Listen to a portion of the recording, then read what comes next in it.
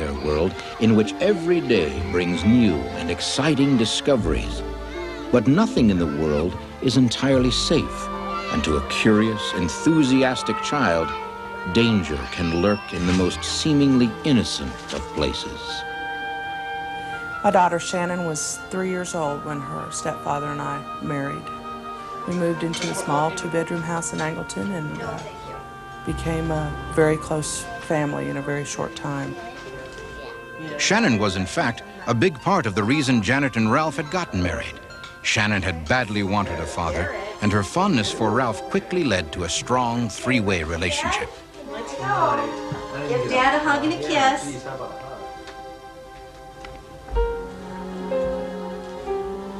Ralph had commented many times on how lucky he was to have 2 such fine young ladies to love.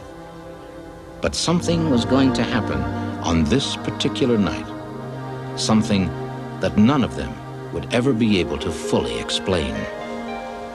One evening, I put Shannon to bed at her usual time, and shortly thereafter, David and I went to bed. I checked on her before we went to bed, and everything seemed fine.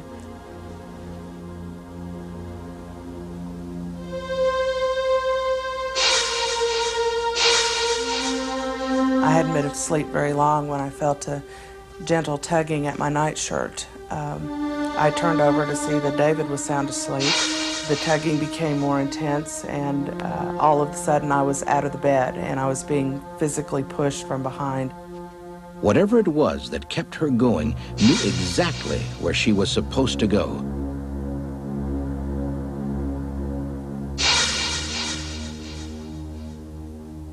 In just a moment, Janet found herself entering the door to Shannon's room. Nothing appeared to be amiss.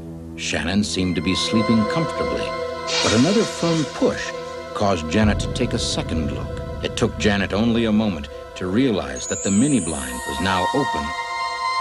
The cord had been an entertaining plaything for little Shannon, but it had become a potentially deadly noose. I discovered that she had the mini blind cord wrapped several times around her neck, and her breathing was impaired.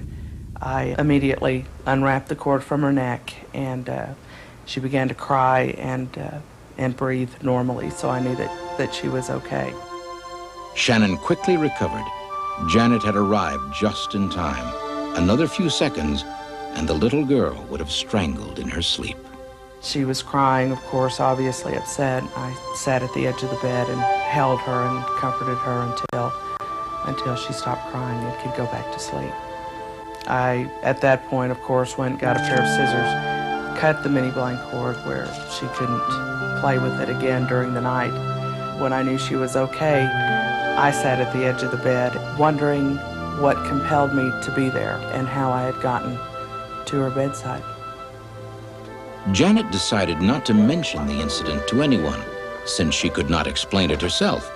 But the mystery was about to grow yet deeper. So, who was that lady in the room last night? The next morning, she started asking me questions about the events of the night before.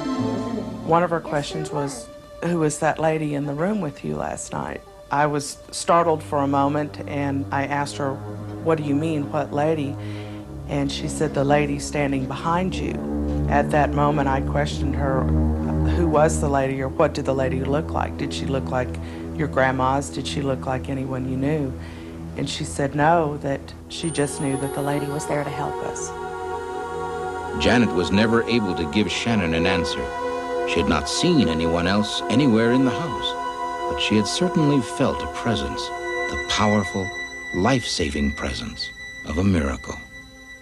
Half the miracle is accepting what's happened to you into your life and accepting it as a miracle.